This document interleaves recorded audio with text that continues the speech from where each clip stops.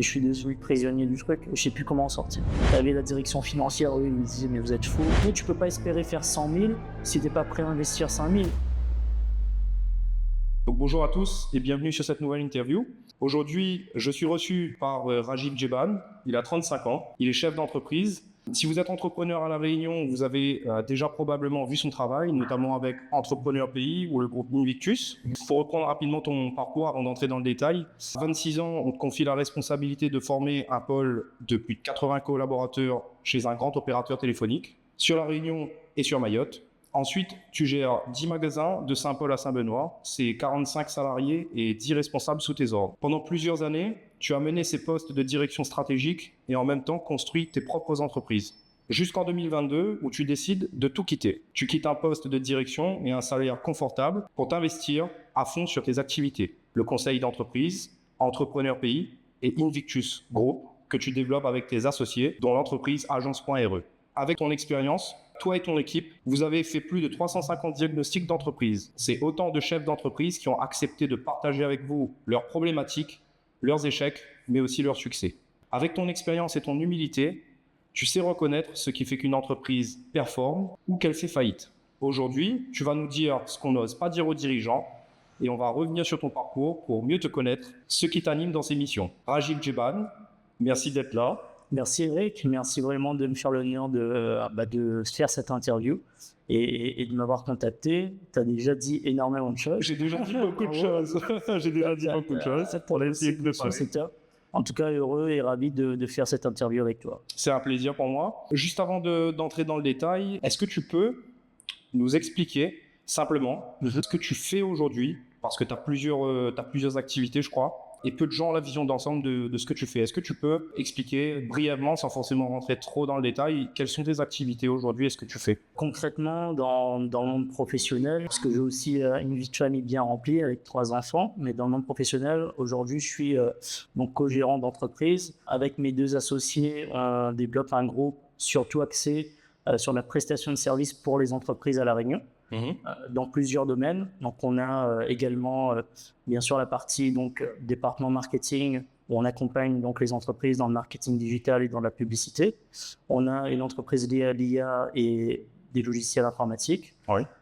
Et on a donc une entreprise qui aujourd'hui est Entrepreneur Pays, qui a évolué au fil des années, où moi, je suis concentré vraiment sur le développement de cette entité-là actuellement, pour permettre donc vraiment de développer un écosystème qui aujourd'hui permet à tout chef d'entreprise qui veulent se développer avec les bonnes armes, les bonnes méthodes et les bons outils, de pouvoir atteindre leurs objectifs. D'accord. Donc, dans ce groupe-là, moi, je suis toujours un peu la personne. Moi, j'ai beaucoup travaillé sur les relations humaines et j'apporte vraiment ce côté, on va dire, cadre relationnel. On va mettre en place des systèmes de management, des systèmes de pilotage qui permettent à tout le groupe de se sentir bien.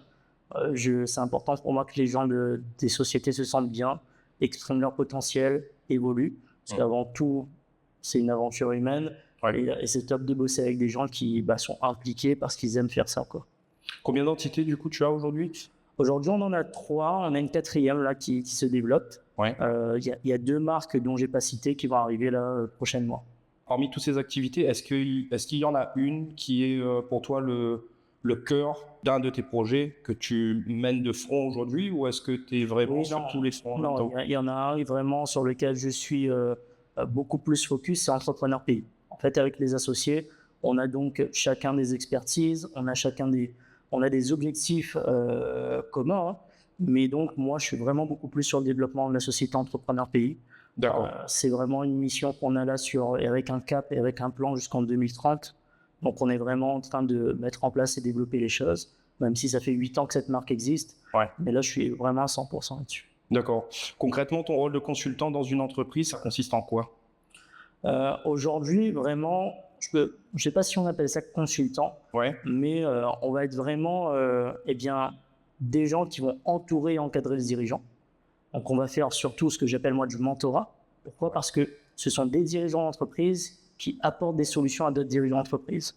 Donc, un consultant, c'est pas nécessairement quelqu'un qui développe une boîte. Il va avoir vraiment un savoir, une connaissance, et il va donc apprendre ça à son client. Mais on a vraiment une relation de partenariat avec les entreprises qu'on accompagne. Et on va donc, qu'est-ce qu'on va faire concrètement? On va commencer par déjà faire un réel audit de son entreprise, et avec lui, on va parler le même langage, parce qu'on vit les mêmes problématiques, on a vécu les mêmes problématiques, et on va donc identifier dans chaque pilier de la boîte comment tout a été mis en place jusqu'à maintenant, que ce soit sur le modèle économique, la gestion financière, l'acquisition client, la RH, comment vraiment tout met en place jusqu'au contrat des salariés. Ça, c'est comment tu dresses un diagnostic aujourd'hui, c'est ça? C'est-à-dire, on a toute une équipe et des outils qui nous permettent vraiment de cartographier l'état des lieux de l'entreprise, ce qui va nous permettre, nous, de voir ce qu'il y a comme fondation solide et voir tous les leviers donc, à actionner avec le dirigeant dans les prochaines semaines et prochains mois pour l'aider vraiment à faire évoluer les choses. Et le but du jeu, c'est vraiment de retrouver une rentabilité, de retrouver de la trésorerie, de retrouver également une posture de dirigeant où il subit plus l'entreprise, mais il est vraiment en train de développer sa boîte avec passion et un rôle de pilotage. Et ça demande donc de travailler vraiment sur la structure en même. Donc, quand tu as fait le diagnostic et que tu as défini les différents piliers, concrètement, qu'est-ce que tu fais? Sans trop entrer dans le détail, mais une fois que ton diagnostic est posé, concrètement, c'est quoi Concrètement, qu'est-ce qui se passe dans la vie de ce dirigeant-là? Déjà, donc, on a des rendez-vous qui sont fixés à des fréquences au moins toutes les 2 semaines. Donc, il a un rendez-vous où il est avec un mentor. On travaille donc sur le sujet du rendez-vous. Et sorti de ces rendez-vous, sorti du diagnostic, il a un référent de suivi. C'est-à-dire, on a une personne qui va suivre son évolution chaque mois pour voir toutes les actions qu'il met en place. D'accord. Donc, il a les sessions mentorat, il a les rapports de session avec les plans d'action correctifs pour faire évoluer son entreprise. Et il a quelqu'un qui va suivre cette évolution-là. Parce que le but aujourd'hui, honnêtement, Eric, la connaissance, tout le monde peut l'avoir. Sur Internet aujourd'hui, et moi je donne beaucoup de conseils gratuits, etc. Il y a des choses qu'on donne que les autres vendent, et c'est pas ça le plus... C'est important, mais ce qui manque aux gens et aux dirigeants, c'est d'être encadré, de ne plus être seul. Parce que quand tu es tout seul dans ta boîte, eh bien des fois tu prends des décisions, tu te dis tu vas tester, tu n'as pas d'arbitrage, tu n'as pas de garde-fou, tu n'as pas de challenge de ces idées-là, et des fois tu ne sais pas tout, tu ne peux pas tout savoir. Moi je ne sais pas tout. Moi-même j'ai investi des milliers d'euros dans des accompagnements parce qu'il y a des gens qui vont être extrêmement meilleurs que moi sur du pilotage financier, il y a des gens qui vont être meilleurs que moi peut-être sur certains sujets, et ça il faut que j'aille chercher l'accompagnement. Cette année, tu as fait donc plus de 350 diagnostics. Qu'est-ce que tu vois comme pattern récurrent? Aujourd'hui, c'est vrai qu'à La Réunion, on a un marché spécifique, et le dirigeant d'entreprise à La Réunion, il ne faut pas le comparer à un dirigeant peut-être en métropole ou autre. On a un marché qui est spécifique. On a des contraintes propres à La Réunion même. Un dirigeant aujourd'hui qui a un commerce à La Réunion et un dirigeant qui a un commerce en France, ce n'est pas les mêmes. Pourquoi? Parce qu'on a des contraintes liées à la logistique, au transport, au marché, au prix du marché, plein de choses à prendre en compte. Et surtout, eh bien, on est une île qui est en développement, et pareil, il y a une question de ressources humaines qu'on doit aussi attirer, former les compétences. Donc, ce n'est pas le même dirigeant. Il a beaucoup plus, pour moi, de choses à maîtriser par rapport à ce qui se passe là-bas. Et du coup, ce que je vois qui fonctionne le plus, ou ce qui fait échouer, ce qui fonctionne, ce sont des dirigeants, déjà, ils ne sont jamais seuls. Ceux qui réussissent vraiment, ils ne sont jamais seuls. Ils ont toujours eu, à un moment donné, eh bien, un directeur financier, un responsable financier. Ils n'ont jamais lésiné sur le fait d'aller chercher des gens qui sont bons à mettre autour d'eux. Ils ne lésinent jamais sur les investissements. Ils vont chercher vraiment à s'entourer sur les choses dont ils n'ont pas la connaissance. Ils sont conscients de leurs forces, leur zone de génie, et ils sont conscients aussi de là où ils ne sont pas bons, et donc il faut déléguer ça à un expert. Donc ils vont s'entourer. C'est le fait de s'entourer de gens qui sont meilleurs qu'eux. C'est ça. Ils vont s'entourer. Ils vont tester des cabinets comptables, mais dès qu'ils voient que ça ne va pas, ils ne vont pas rester là. Ils vont chercher vraiment celui qui va apporter ce qu'il attend. Ils vont chercher le bon avocat. Ils vont chercher le bon banquier aussi. Et du coup, souvent, ceux qui réussissent, ils sont vraiment conscients qu'il faut avoir un entourage qui les amène à se développer. Deuxièmement, ils passent à l'action. C'est-à-dire qu'ils ne sont pas vraiment dans ce côté réflexion. C'est-à-dire ils vont avoir des conseils et ils passent à l'action. C'est des gens rapides dans l'exécution. Moi, je dis toujours, ce que je vois, c'est que la majorité des gens, ils savent qu'est-ce qu'ils doivent faire. Mais la différence, c'est ceux qui le font rapidement, ils ont du résultat. Ça, c'est dans toutes les... Et ça, je le vois. C'est difficile. C'est vrai que c'est pour ça que l'accompagnement, je pense que c'est important aussi. Souvent, moi, j'ai des dirigeants en face de moi qui me disent, tu sais, il y a déjà 7 mois, je me suis dit ça, mais je le fais pas. Et donc, c'est là que tu vois qu'est-ce qui manque, c'est un cadre. Ouais. C'est d'avoir un sparring partenaire qui est là donc à t'amener un cadre et des objectifs. Donc ça, c'est ce qui fait que ça fonctionne. Maintenant, ceux qui échouent, malheureusement, ils écoutent des fois les mauvaises personnes. Ils sont pas en alerte sur des signaux qui voient que c'est pas bon, mais ils laissent couler. Et j'en veux pour preuve, c'est que quand tu discutes un petit peu avec les gens qui sont dans les tribunaux et tout, où il y a des fermetures d'entreprise, oui, il y a un contexte difficile, oui, il y a des choses à adapter, mais des crises, on en connaît et on en aura toujours. encore. Il faut juste être capable de s'adapter. Mais les fermetures réellement, souvent arrivent parce qu'il y a eu des défauts de gestion qui sont là depuis au moins 2 ans, 3 ans. Et en fait, c'est comme si je te dis, c'est comme un malade qui a, ok, je suis malade, mais je prends pas les traitements qu'il faut, je vais pas chercher les médecins qu'il faut, je vais voir jusqu'à ce que ça tient. Et à un moment donné, la maladie est trop forte, et finalement, les décisions que tu aurais dû prendre il y a 2 ans, tu les as pas prises, et c'est trop tard. Combien de temps il te faut pour comprendre ce qui va pas dans une entreprise et faire un diagnostic aujourd'hui? Quand j'ai assez de données de la part de l'entreprise, que ce soit sur les chiffres, les bilans, et que j'ai pu faire au moins 2 heures de rendez-vous avec ce dirigeant-là, au bout de 2-3 heures, je vois exactement ce qui va et ce qui ne va pas. Parce qu'en fait, avec le temps, on a un marché ici. Moi-même, ayant évolué dans des grandes directions, j'ai appris vraiment tous ces process à mettre en place pour que un système fonctionne. Tu peux avoir une cartographie directement et voir ce qui ne va pas, mais surtout, j'insiste sur un truc, c'est que pour moi, l'entreprise, c'est le prolongement du dirigeant. Et le fait de aussi prendre le temps que ce dirigeant et d'aller identifier son mode de fonctionnement, sa posture, son comportement, on voit des fois si le moteur est abîmé ou pas. Oui, parce qu'il n'y a pas que l'entreprise, il y a aussi le dirigeant, il y a la personnalité du dirigeant, l'attitude, il y a la vie personnelle du dirigeant, il y a plein de paramètres qui rentrent en compte que tu peux identifier au travers d'un... Le socle de base, c'est le perso. Un dirigeant qui n'est pas bien dans son couple ou qui n'est pas bien dans sa famille, eh bien en fait, l'échappatoire peut-être va être le business, mais il n'est pas bien dans le business. Parce que tout ça en fait crée des nœuds. Et du coup, nous, on fait un travail tout de même aussi où on veut connaître ce dirigeant. Quels sont ses freins, quels sont ses blocages, qu'est-ce qu'on veut travailler. Et c'est le mix des deux. C'est le moteur quand il est bien mis en route, plus la partie entreprise, pilotage et mis au carré, que là, ça fonctionne bien.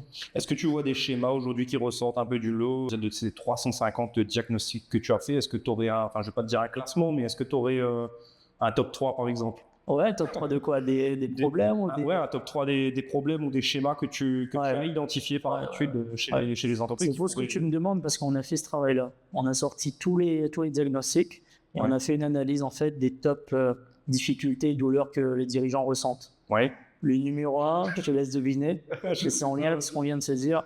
Numéro 1, c'est problème personnel, problème de couple. Et j'ai des problèmes de couple et je vois plus mes enfants. C'est ce qui vient tout le temps. Souvent en tout cas, dans le top des douleurs. Pourquoi? Parce que, au premier.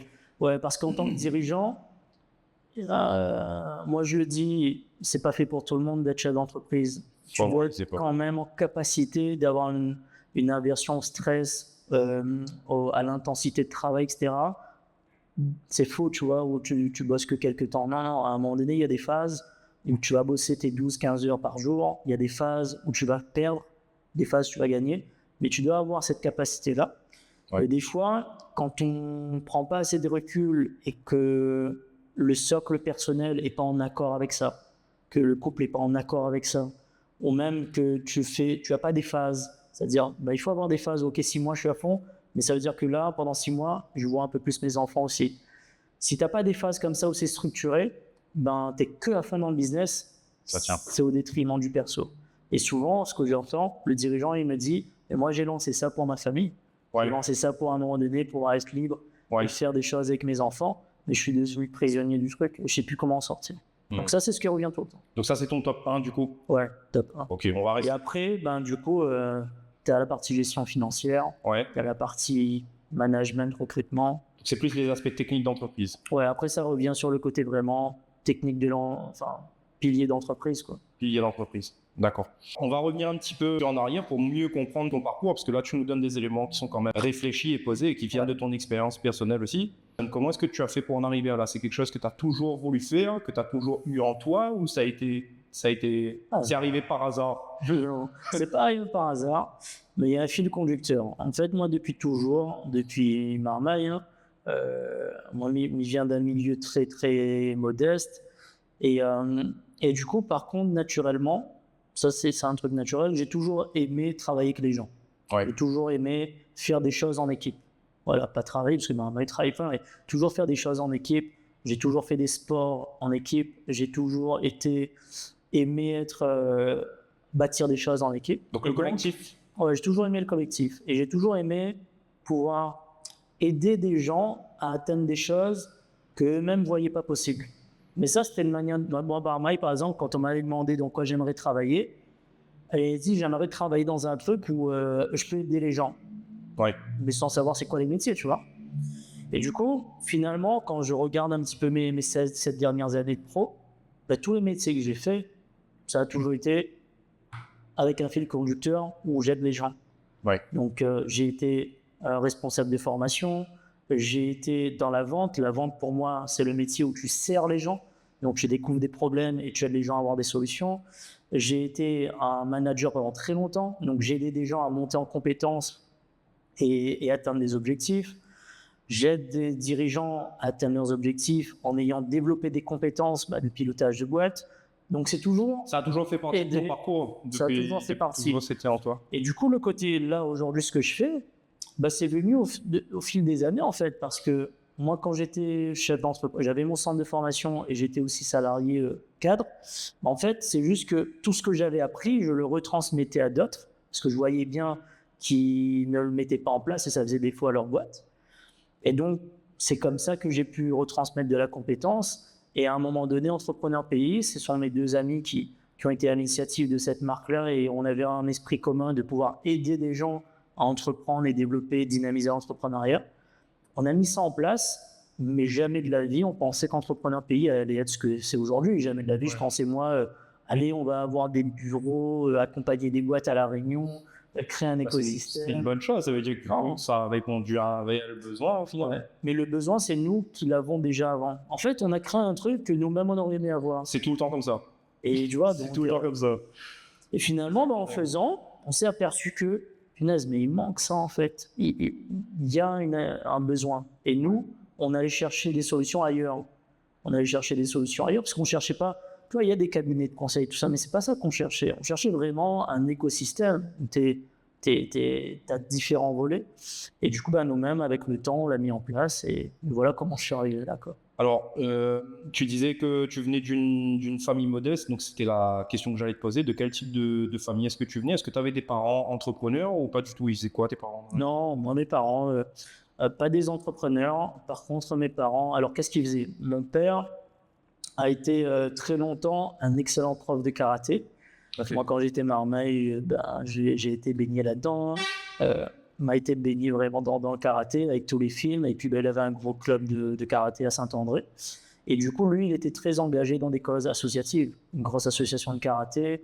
Il était éducateur. Il a accompagné beaucoup de jeunes. Il a aidé beaucoup de jeunes aussi à sortir des problèmes de la rue et tout. Parce que il y en a plein, tu vois. Moi, j'ai grandi, les gens reconnaîtront, j'ai grandi jusqu'à l'âge de 12 ans à Cité Victoria, Saint-André, c'est en face du Super U, si les gens vont à Saint-André. Ouais. Et du coup, le club de karaté était là. Donc, mon père faisait ça. Ensuite, il a eu une carrière où, après l'associatif, il était très engagé dans la politique. Il a toujours été pareil dans ce côté, mettre en place des choses et aider.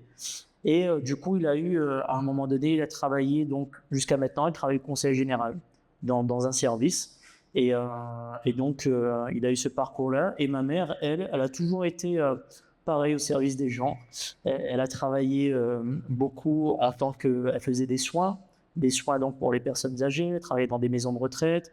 Ensuite, elle est devenue aussi masseuse professionnelle. Aujourd'hui, elle travaille dans la pédicurie. Donc, elle a toujours été, elle, indépendante. Je ne vais pas dire chef d'entreprise, mais c'est vrai que c'est à travers elle que j'ai connu ce côté où on peut être indépendant. Ouais. Elle a été à son compte, quoi. Quel a été ton rapport avec l'argent dans ton enfance? Est-ce que c'était une discussion courante que vous aviez dans la famille? Est-ce qu'on parlait souvent d'argent ou pas du tout? Parce que comme c'est le côté entrepreneur, c'est toujours associé au fait de faire de l'argent, ouais, de réussir. Ça dépend des aspects de chacun, mais est-ce que c'est quelque chose que tu avais quand tu étais petit ou pas forcément? Non, on n'a pas... L'argent, ça n'a jamais été un sujet, comment gagner de l'argent, etc. dans la famille. Moi, je suis enfant unique. Et puis, après, j'ai grandi aussi chez ma mémé à Milleroche. Et l'argent, ça n'a jamais été un sujet. Par contre, quand on vient un sujet, on n'a jamais parlé d'argent. C'est vrai qu'il y a eu des moments difficiles, comme la vie de plein de gens. Hein. Tu connais des moments de difficulté. Il y a des choses que tu as envie de faire, mais tu es conscient que ce n'est pas possible. Mais moi, jeune, très jeune, j'ai toujours eu ce truc de j'ai envie de réussir, pas de gagner de l'argent. J'ai envie de réussir pour pouvoir me permettre et permettre à ma famille de vivre des choses. Ouais. Ton moteur, c'était la réussite, c'était pas l'argent. Ouais, et Ça l'argent, fait partie, en fait, c'est la conséquence. C'est sain, tu vois, c'est bon, parce que c'est grâce à l'argent que j'arrive à faire des choses, j'arrive à faire découvrir mes enfants des pays, j'arrive à aider des gens, j'arrive à contribuer à des choses. Mais du coup, quand tu vis ces moments-là où tu te dis que tu vas chercher ça, mais moi, dans ma famille, ce qui m'a très vite, la première personne qui m'a donné envie de réussir, c'est mon oncle. En fait, mon oncle, dans une famille très misère à Saint-André, il s'est extirpé de ça, c'est devenu l'un des plus grands avocats de l'île. Et donc j'ai vu, moi, cette réussite-là quand j'étais enfant, et c'était la première personne qui m'a inspiré dans ce côté réussite, dans la manière dont il était. C'est pas encore une fois l'argent, hein, c'est dans ce qu'il a pu représenter dans ce parcours-là. Parce que dans les années 70, il n'y a pas grand monde qui sort de la misère, 80, il n'y a pas grand monde qui sort de la misère, il n'y avait pas Internet, pas tout cela, hein, c'est vrai. Et qui devient réputé. Donc lui, ça a été le premier déclencheur chez moi. Et ensuite, j'ai eu d'autres figures. Mon père, lui, et ma mère, ils m'ont beaucoup apporté des valeurs qui jusqu'à aujourd'hui m'aident dans le business. L'abnégation, la persévérance, le respect, l'honnêteté, le travail, la valeur du travail. C'est des gens qui m'ont apporté tout ça et ça vaut plus que de l'argent, tu vois. C'est sûr. Parce que des fois, tu peux avoir l'argent, mais tu n'as pas ça. C'est sûr. À quel moment est-ce que tu t'es dit que tu voulais entreprendre? Il y a eu un moment précis ou un déclic? Ouais, j'ai eu un déclic. C'est venu naturellement? Non, j'ai eu un déclic, j'avais 20 ans. J'ai eu un déclic à 20 ans. En fait, j'étais parti en métropole faire des études. Et là-bas, j'ai un membre de ma famille qui, lui, faisait pas mal de choses. Il avait une société d'événementiel. Il faisait un peu des business. Et du coup, je voyais comment il fonctionnait. Moi, je suis quelqu'un de très réservé à la base. Les gens qui me connaissent depuis avant, je suis quelqu'un d'un peu timide, réservé. Et quand j'étais là-bas, lui faisait une activité dans le marketing de réseau. Et c'était une société de marketing de réseau américaine dans les services essentiels. Donc, ils étaient très, très forts dans la formation leadership et tout ça. Et un jour, j'y vais pas pour faire ce business-là, moi. Et je veux découvrir, mais il m'invite dans une sorte de formation. Le séminaire? Un séminaire de formation. Et j'avais 20 ans, 21 ans. Et là, j'ai un déclic. En fait, je rencontre des gens qui, pour la première fois, m'expliquent comment, avec des entreprises ou notamment avec cette activité-là, ils ont pu bâtir des systèmes et donc chercher une réussite financière qui les permettait vraiment d'investir, etc. Et là, j'ai eu un déclic, je me suis dit, ça existe des systèmes où tu peux bâtir en fait un niveau de réussite à la force de ton travail. Et j'ai découvert la méritocratie, parce que dans le salariat, des fois ça existe, mais pas tout le temps. Et moi, à la base, je te dis la vérité, pendant cette année-là, j'étais en train de préparer un concours de douane pour être fonctionnaire. D'accord. Rien à voir. Et ça a été mon déclic, à l'âge de 20 ans. Et ça a changé ma vie. Est-ce qu'aujourd'hui, tu me parlais de deux modèles, tu as ton oncle, ton père, mais est-ce qu'il y a aussi des livres ou des personnalités qui te marquent aujourd'hui, que tu as en tête et qui t'inspirent encore aujourd'hui? Oui, très jeune, moi, c'est Zidane. Pourquoi? À 11 ans, j'ai regardé un documentaire. J'ai toujours aimé les documentaires et tout ça. Et à 11 ans, j'ai regardé son premier film qu'ils avaient fait pour lui, qui s'appelait Comme dans un rêve. Ou Comme un rêve, un truc comme ça. Et du coup, il venait de gagner Ballon d'Or, donc champion du monde 98. Ensuite, il était champion d'Europe, il était à la Juve et ils ont fait un film sur lui. Et je sais pas comment ça se fait. Je pense que c'est un de mes parents qui m'a offert ce DVD. Et je vais dire DVD, ça va c'est quoi? Et du coup, gamin, j'ai regardé ce truc-là. Et ça m'a créé... tu vois, j'ai 36 ans là bientôt. Encore maintenant, ça m'a marqué. Et lui, c'est un des premiers dans ce documentaire où j'ai vu quelqu'un qui venait de nulle part, d'une cité, à force de travail, à force d'abnégation, qui a réussi dans un domaine. C'est un schéma au final que tu as eu. Donc il y a lui, ensuite il y a eu des chefs d'entreprise, il y a des gens qui m'ont marqué, il y a des gens que j'ai rencontrés dans ma vie qui m'ont marqué, J'ai des gens dans le salariat aussi, hein. Des gens dans le salariat qui occupent des gros postes, ou qui m'ont... Tu vois, c'est comme des dirigeants d'entreprise, hein. Quand tu es cadre dans une boîte et tu pilotes un pôle, tu es engagé autant qu'un chef d'entreprise. Et du coup, j'ai beaucoup appris au contact des gens, On dit toujours réussir, c'est avoir un travail, faire des grandes études, être dans le salariat. Mais est-ce que tu avais un modèle, toi, étant jeune, sur la réussite ou pas forcément? Les modèles que j'avais, c'était dans le sport, et j'avais le modèle de mon oncle, en tout cas. Mais j'avais pas de modèle de chef d'entreprise. J'en connaissais pas. Il n'y en avait pas dans mon entourage. Je voyais ici des gens, tu vois, agriculteurs, forains, qui avaient des liasses d'argent et tout ça. C'est longtemps, les petites sacoches, les billets, les gars. Ah oui, tu vois, je me rappelle encore petit maman, il était bonne on est un peu ami de la famille, tout forain, toujours un liasse de billets dans la poche le dimanche en repas de famille, ça aurait 10 billets 500 francs. Hein. Ouais, c'est ça. Je parle de ça, j'avais 9 ans, tu vois, et je voyais en fait des gens comme ça, mais je savais pas c'était quoi chef d'entreprise vraiment. Donc, j'ai pas eu de modèle là-dedans. J'ai plutôt eu des modèles, comme tu disais là, des schémas, des gens dans le sport. J'ai eu des films. Moi, mon père m'a éduqué, tu vois, tous ces films. À l'époque, on était éduqués différemment. C'était pas bon. Non, et t'avais des modèles de réussite qu'on te montrait que dans la vie, si tu veux réussir, il y a des phases à vivre. Il y a de l'apprentissage, il y a la patience. Et toutes les bonnes habitudes qui vont avec. Ah oui, clairement. On change un petit peu de sujet maintenant, on va revenir sur ton parcours. Alors, c'était en 2016, Free te confie la formation et le recrutement sur La Réunion et sur Mayotte de plusieurs dizaines de collaborateurs, donc c'est 80 collaborateurs. Tu avais quel âge à ce moment-là? Tu t'en rappelles ou pas? 26, 27 ans. Comment est-ce qu'ils t'ont repéré? En fait, moi, en revenant à La Réunion, j'ouvrais un centre de formation, et en parallèle de ça, il fallait bien travailler parce que mon activité en métropole, qui était en indépendant, je ne pouvais pas la développer ici. Et je voulais investir. Et malgré que tu es indépendant, les banques ici, mine de rien, il faut quand même un fameux CDI, etc. Donc, mon centre de formation, j'étais en train de mettre en place les choses, et j'avais tout de même, moi, postulé dans des opérateurs, chez des opérateurs. Parce que, le métier que je faisais là-bas, je me disais ici, je peux peut-être apporter de la valeur et apporter mes compétences que j'ai développées en région parisienne où le marché est beaucoup plus rigoureux. Et si ils cherchent un rayonné qui a un parcours là-bas et tout, ça peut être intéressant.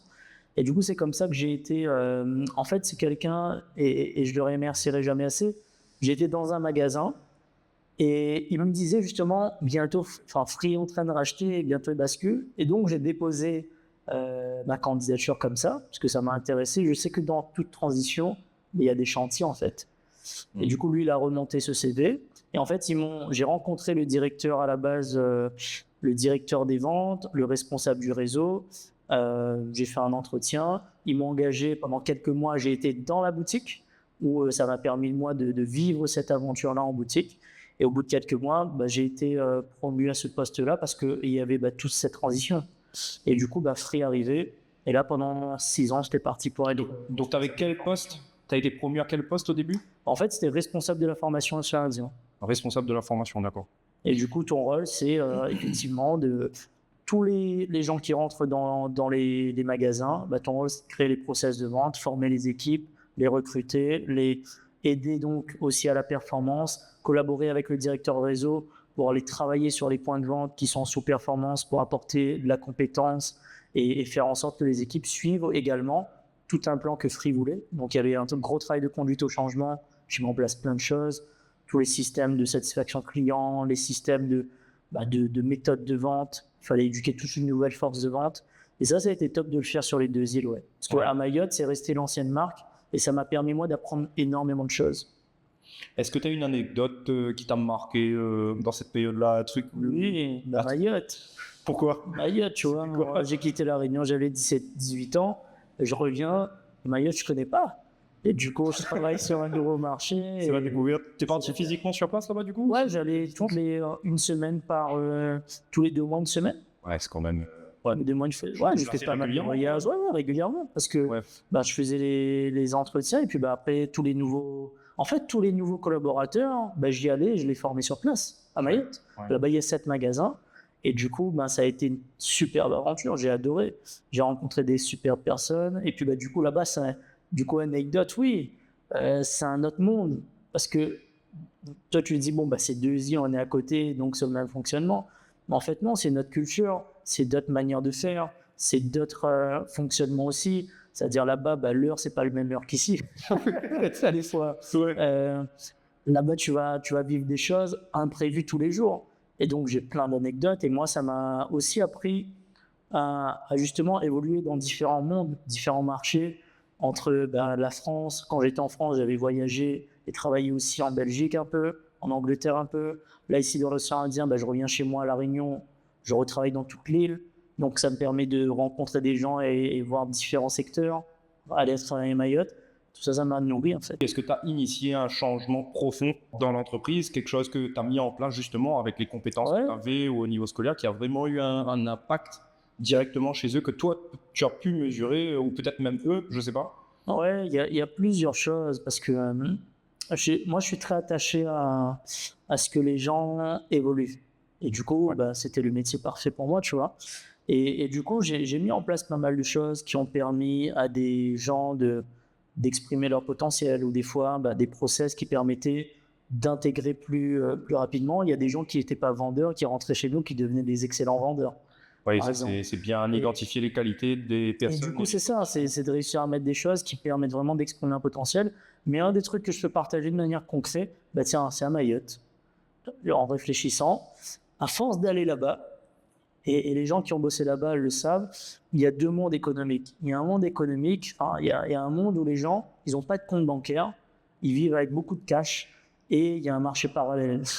Ouais. Donc, j'exagère un peu peut-être, mais il y a vraiment des gens, ok, ils ont une pièce d'identité et tout, mais pas de compte bancaire.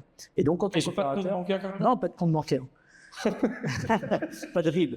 Ouais. Et du coup, sur le marché, il y a Orange, il y a nous, il y a SFR, et il y a aussi il y avait une marque locale, une MVNO.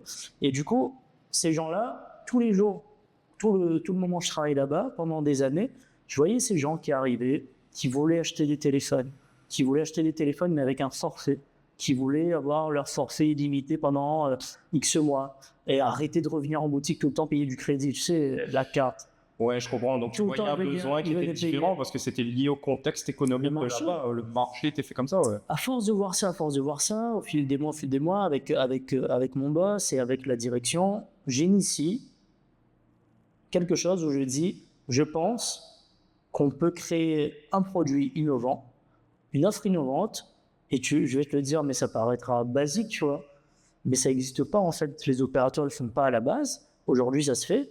Je disais, écoutez, il y a des gens qui arrivent avec 500, 600, 1000 euros dans la poche en magasin. Ils achètent un téléphone et du crédit. Et moi, je leur dis, ces gens-là, on peut leur proposer quelque chose, on crée une offre, où dans cette offre, on met 12 mois d'illimité. Ouais. Ces 12 mois illimités, les appels, il y a de la data mensuelle, mais c'est une offre, nous, en termes financiers, on la vend one shot. On fait toute notre analyse de data, on a toutes les données de combien les gens consomment en prépayé, etc. Et ça va nous permettre quoi? De les faire rentrer dans une offre où ils sont clients ici pendant tout le temps et ils pourront même, comme quelqu'un en abonnement, cumuler des points et venir changer leur téléphone. Et du coup, chaque année, en fait, ils vont rester là, sauf qu'ils nous payent one shot. Ouais. Et du coup, on a créé une offre qui s'appelait Maharaba. Ça fait maintenant l'an 2026, mais je parle de ça, c'était en 2000, si je ne me trompe pas, 2020, 2019. Ouais. Et cette offre-là, c'est devenu, dans le panel des produits, ça a représenté 20% du chiffre d'affaires. C'est dingue.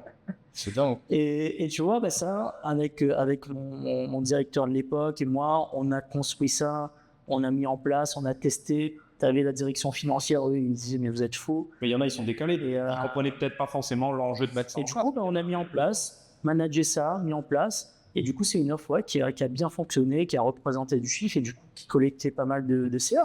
Parce que t'imagines, les gens payent 600 € de forfait one shot.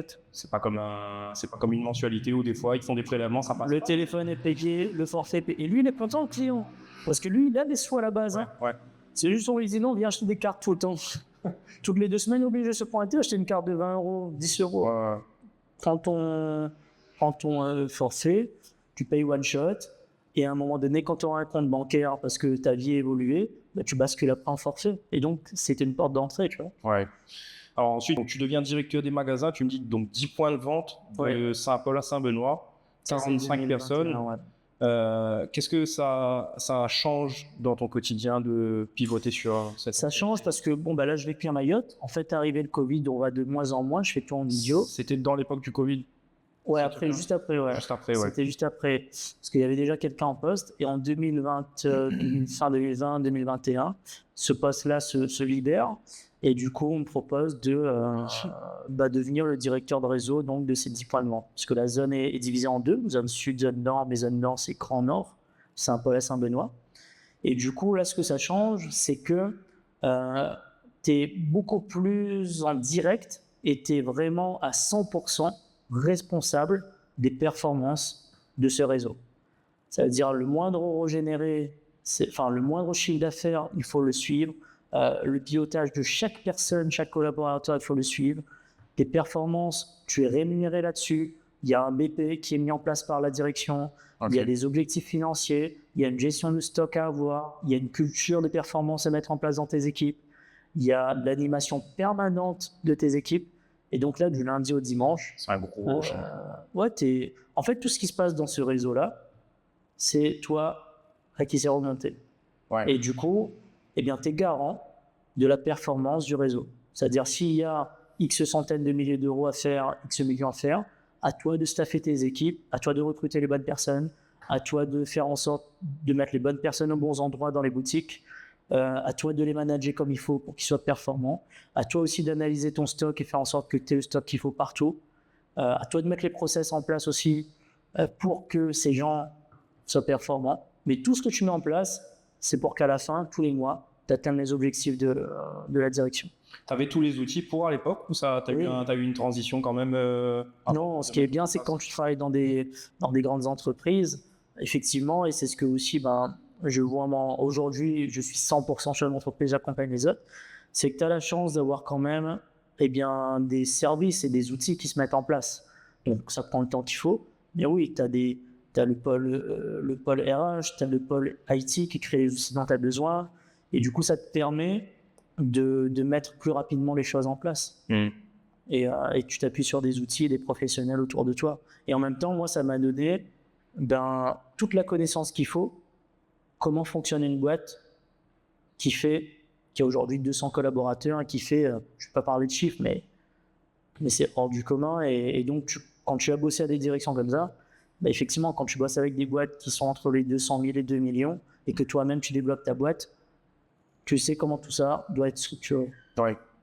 Avec ton expérience d'aujourd'hui, si tu devais revenir à cette époque-là, est-ce qu'il y aurait des choses que tu aurais fait différemment ou est-ce que tu penses qu'à l'époque, tu avais déjà tout ce qu'il fallait et tu as exécuté proprement toutes les tâches? Dans le monde salarial ou toujours dans tes 10 points de vente?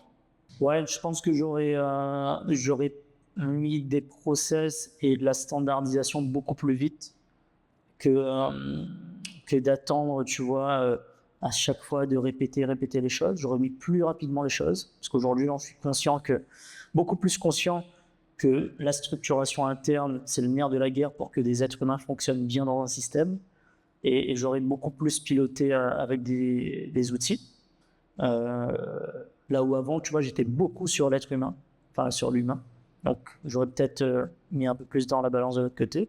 Mais sinon, non, je trouve je trouve que franchement, j'ai appris beaucoup de choses, appliqué beaucoup de choses vite. Parce que, en fait, moi, l'un des avantages que j'ai et que j'ai toujours cultivé, c'est que il se passe jamais une journée sans que j'ai appris un truc. Et du coup, très vite, j'apprends beaucoup de choses, beaucoup de choses et je mets en pratique vite. Donc, ça m'a permis quand même de faire des belles choses là-bas. En tout cas, j'espère, j'ai laissé une bonne... j'ai appris beaucoup des gens et j'ai laissé des choses. Donc, Non, j'aurais fait pareil en améliorant la partie process. Comment est-ce qu'on se fait accepter en direction? C'est-à-dire que quand Bonne tu vois question. un poste comme ça, est-ce que il y a des Surtout gens qui les vont arriver et te 27 dire ans, mais hein. d'où il sort lui? Pourquoi est-ce Bah qu'il ouais. donne des directives et quel conseil t'aurais à donner? Ah, très, très, très importante cette question. C'est intéressant.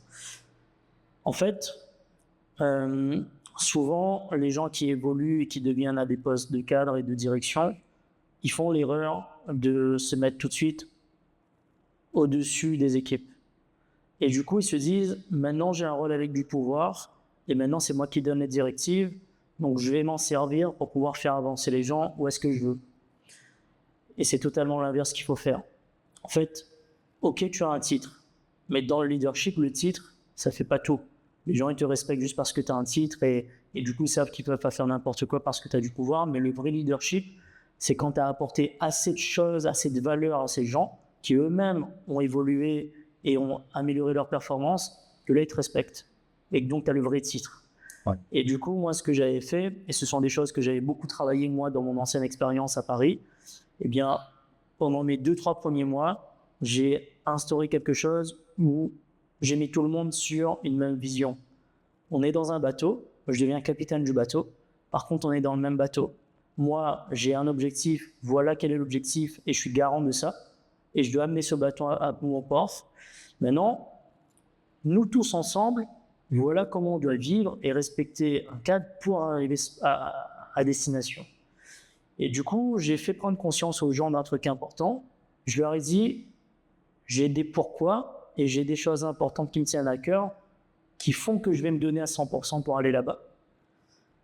Si vous aussi, ce qui m'intéresse, c'est quels sont vos pourquoi. Pourquoi vous voulez réussir à atteindre les objectifs? Qu'est-ce qui est important pour vous personnellement? Parce que derrière, tu dois atteindre du chiffre pour générer des revenus qui te permettent personnellement d'être bien. Donc, je me suis intéressé à chacun de mes managers d'équipe et j'ai instauré cette culture-là. Le fait de bien connaître les gens et savoir qu'est-ce qui était important pour eux, et en plus de ça, de montrer que même si je suis plus jeune, j'apporte de la valeur, j'apporte de l'innovation, j'apporte des compétences, je passe du temps avec eux, ça a permis de mettre tout le monde dans un esprit commun. Et puis j'ai dit une chose très importante, parce que moi en fait, quand j'ai des objectifs qui me tiennent à cœur et qu'on y va en collectif, et que j'estime que si on est arrivé là-bas ensemble, tout le monde atteint ses objectifs, si il y en a un ou deux qui ne respectent pas le jeu du groupe, c'est comme si ça manquait de respect en ricochet, mais pourquoi, tu vois? Et donc moi je leur ai dit, dès le début, si à un moment donné il y a des choses qui sont bons pour le groupe et pour aller dans cette destination qui ne sont pas respectées, ça va être hors du cadre. C'est pas Rajiv à qui ça fait chier. Non, c'est que tu mets en péril le groupe. Et du coup, s'il y a une fois, 2 fois, ou 3 fois, c'est un manque de respect là maintenant peut-être à des objectifs que j'ai, du coup, ça va être des hors-jeu en fait. Et du coup, j'ai montré aux gens qu'il n'y a pas de gentil, il n'y a pas de méchant. Il y a un objectif, si on y arrive tous, tout le monde est gagnant. On a juste des choses à mettre en place ensemble. Et donc, je me suis positionné à côté d'eux. Ouais, et pas au-dessus. Et pas au-dessus. Et à un moment donné, c'est les gens qui reconnaissent ta valeur. C'est les gens qui te reconnaissent en tant que leader d'une équipe. Et puis, même malgré tout, il y a de la casse. Hein. C'est pas parfait. Hein. Il y a de la casse. T'as licencié des gens, t'avais ce pouvoir de licencier. Je sais pas s'il faut appeler ça un pouvoir. Ouais, c'est un pouvoir, c'est... La première fois, ça m'a fait mal, tu vois. Ouais. Parce que moi qui suis attaché à ce que les gens évoluent, s'améliorent et tout. C'est toujours difficile. Ouais, la première fois, tu te dis, ouais, t'es obligé de se séparer de toi. C'est... Exact. Donc, il y a des gens que j'ai recrutés, que j'ai dû licencier. Il y a des gens qui étaient là bien avant moi, qui après, à un moment donné, ont été absents et à un moment donné ont quitté.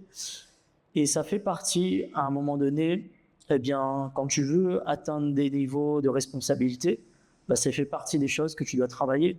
Parce qu'à un moment donné, tu es là pour faire performer les gens, et tu es là pour atteindre des objectifs.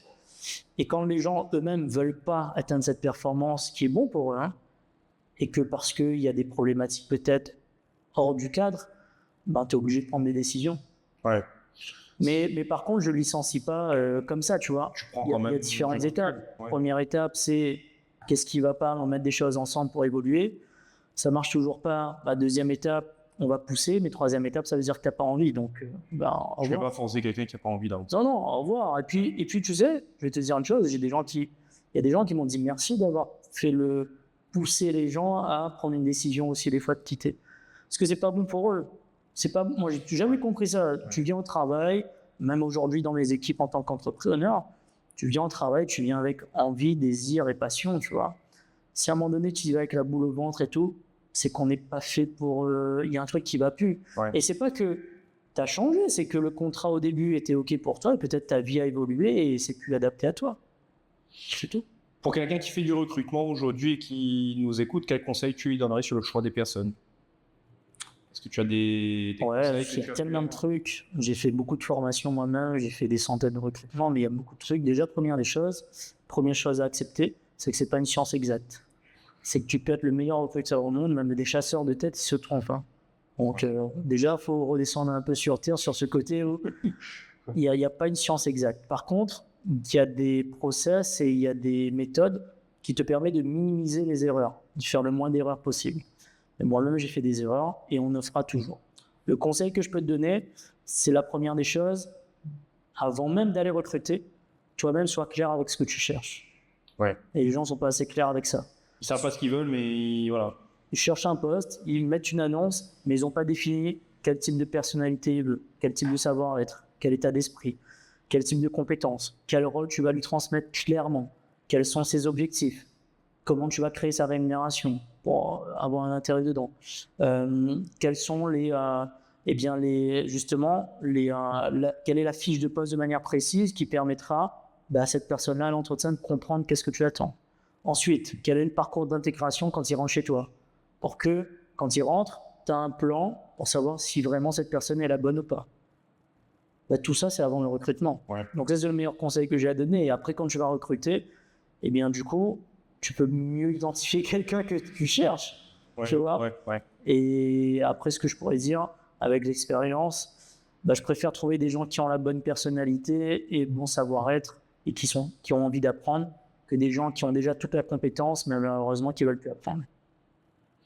C'est quoi l'erreur que tout le monde fait dans le recrutement? Est-ce que tu aurais une erreur à citer?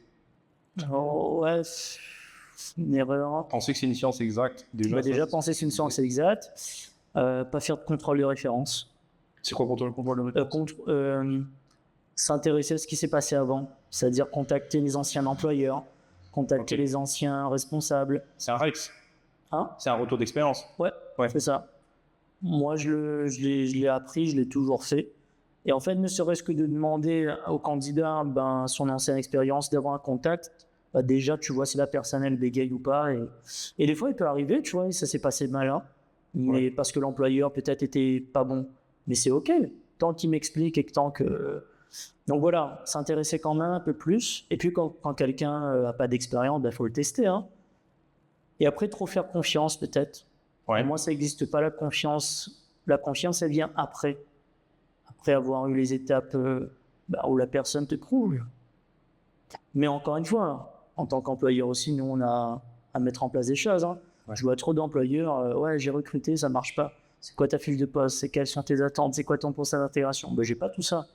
Les gens ne savent pas qu'est-ce que tu attends. Ouais. À un moment donné, tu attends de lui tout et n'importe quoi. Ouais, faut que l'émission soit... Donc, c'est des deux côtés, quoi. Ouais. Pendant que tu diriges tes 10 magasins, à ce moment-là, c'est là où tu as aussi ton centre de formation à côté ou oui. Non, en même temps, j'ai créé un centre de formation en 2017. Ouais, c'était en même temps. Ouais. Donc, de ce que tu me dis déjà, quand tu gérais ces 10 magasins, je pense que ça te prenait déjà beaucoup de temps. Comment est-ce que tu faisais pour paralléliser justement cette activité et trouver des clients sur ton activité à côté? Déjà, très simple. Comme j'étais cadre, aujourd'hui, tu mènes tant que tu fais ton boulot et tu amènes la performance, c'est OK. Et du coup, moi, du lundi au vendredi, j'étais à fond donc dans mon boulot. Sauf que les soirs et les week-ends, eh bien, j'arrivais à m'adapter et à travailler à côté du coup. Donc, moi, ce que je faisais, pour être honnête avec toi, Eric, j'ai jamais connu 35 heures. Mais moi aussi, c'est pareil. Le 35 heures, c'est ceux qui veulent. Voilà. Et puis, c'est OK, tu vois. Mais du coup, comment je faisais? Je travaillais beaucoup. Ouais. Effectivement, j'avais 27, 28 ans, mais ça m'a permis d'investir dans l'immobilier, ça m'a permis d'avoir des biens, d'être tranquille, enfin voilà quoi. Ouais. Et je travaillais beaucoup.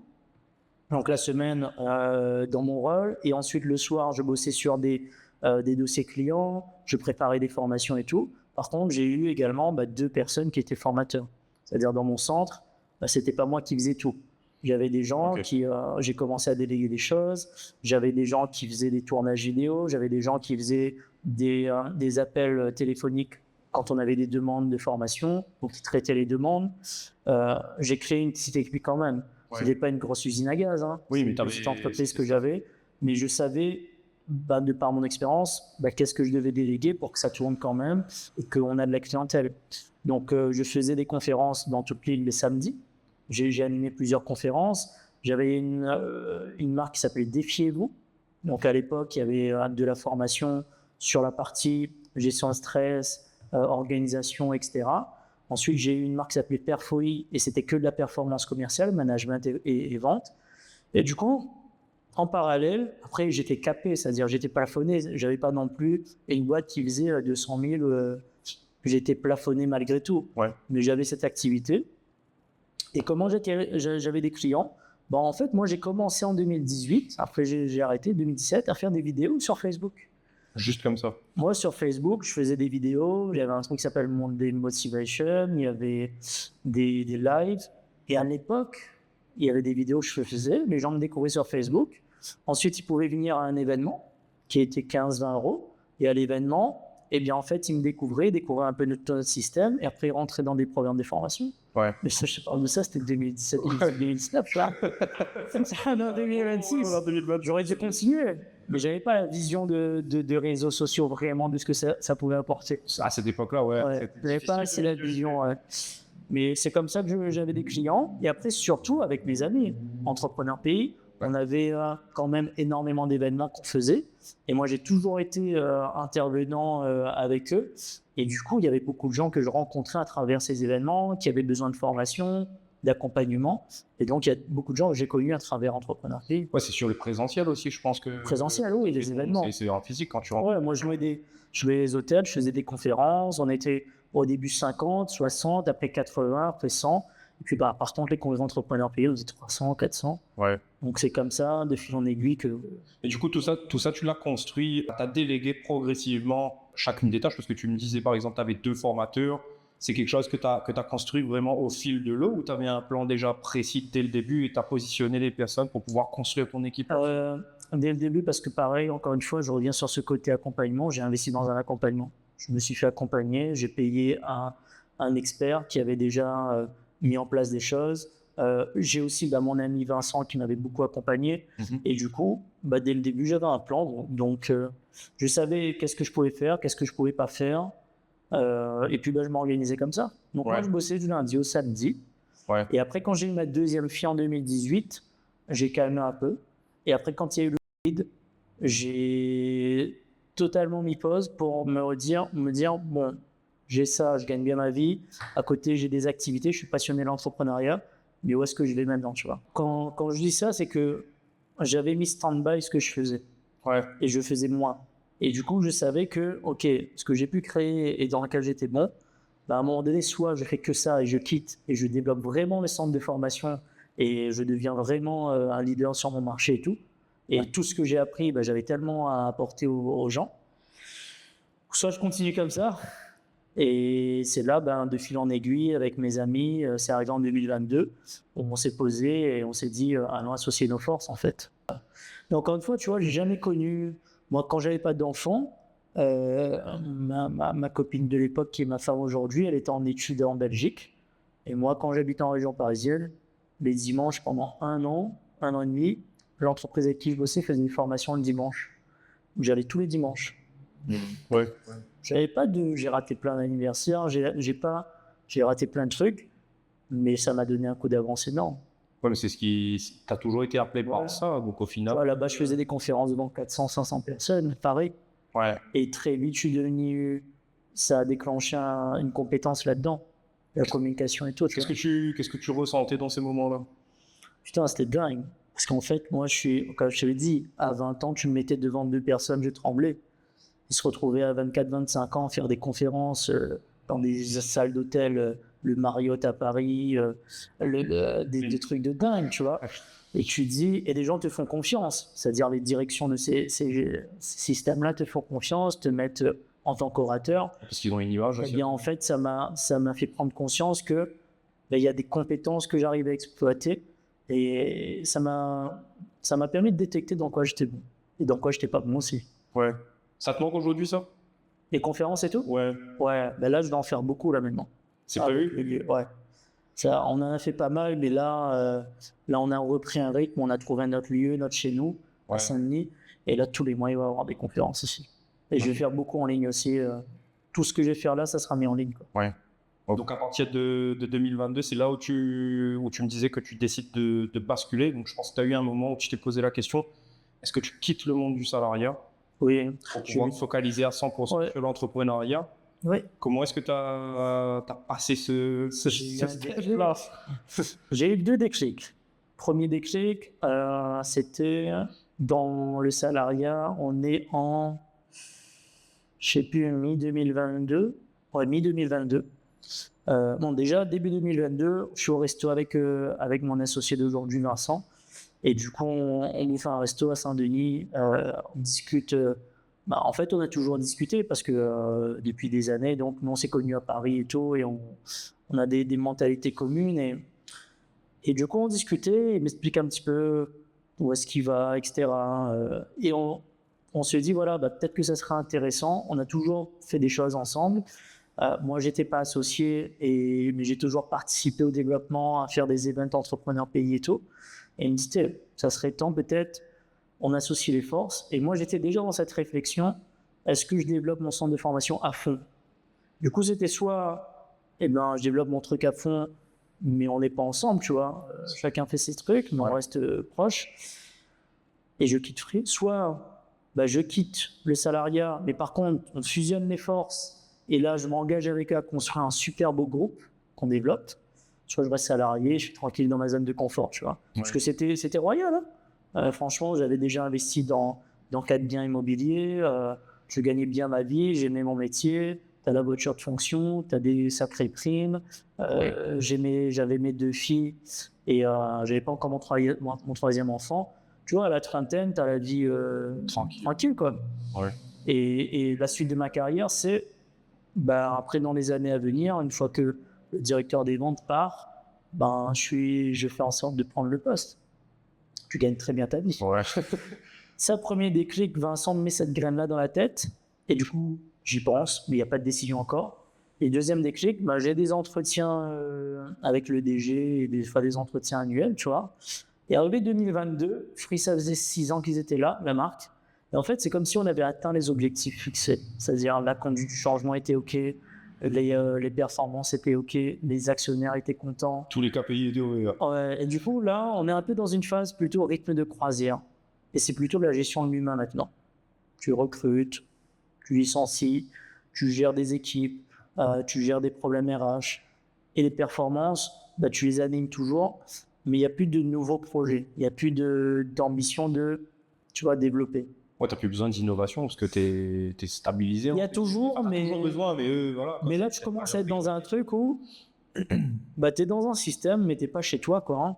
C'est-à-dire, tu es dans un système, si toi, tu as des envies et tu vois des idées que tu peux mettre en place, tu vois, l'idée que je t'ai parlé de Mayotte et tout, c'est des trucs que j'ai kiffé. Là, tu es un peu bridé maintenant. C'est-à-dire, fais ton fonctionnement et ça devient un peu une routine. Ouais. Et quand je commence à prendre conscience de ça et c'est OK, tu vois, c'est pas eux, hein. C'est plutôt moi, je suis plus à l'aise avec ça. Et je commence à me dire, mais moi, à l'époque, j'ai 32, 33. Je dis, mais moi, j'aime la performance, j'aime créer des choses, j'aime bâtir. Ce qui m'anime, tu vois, moi, je réfléchis par cycle. J'ai des cycles de 50, 10 ans. Et là, je viens de passer la trentaine, j'ai 31, 32 ans.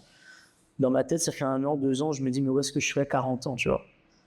Et est-ce que j'attends, je reste chez Free, et OK, je deviens tel directeur et tout, ou est-ce que là, pendant 10 ans, je bâtis un putain de truc à La Réunion avec mes amis et je développe un groupe qui permet à énormément de gens d'avoir de la valeur et j'exprime le potentiel que j'ai.